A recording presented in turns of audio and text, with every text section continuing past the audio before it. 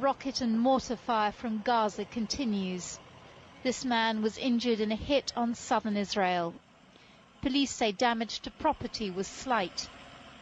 Israel's response came late at night, with airstrikes on Gaza City and Rafah in the south.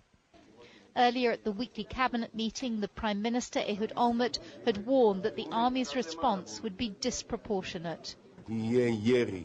In the case of firing against civilians in southern Israel, there will be a harsh Israeli reaction. It's going to be, by its nature, a disproportionate reaction to the firing aimed at our civilians and our forces. There was a similar message from the defense and foreign ministers. Just ahead of a general election, Israel's politicians are talking tough. 2 weeks ago, Israel and Hamas, which controls the Gaza Strip, declared separate ceasefires. But there have been flare-ups of violence, and the situation remains fragile.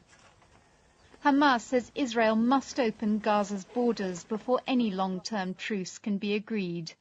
If really they need to stop firing rockets, first step is to stop your aggression and ending your occupation. But to keep Gaza under siege and the closure and sanction, this is a declaration of war. Israel wants to stop Hamas smuggling in more weapons. Surveillance cameras have been installed on the Gaza-Egyptian border to try and improve security. The Egyptians have been leading efforts to broker a long-term ceasefire by holding separate talks with officials from Israel and Hamas. But so far, no deal has been reached.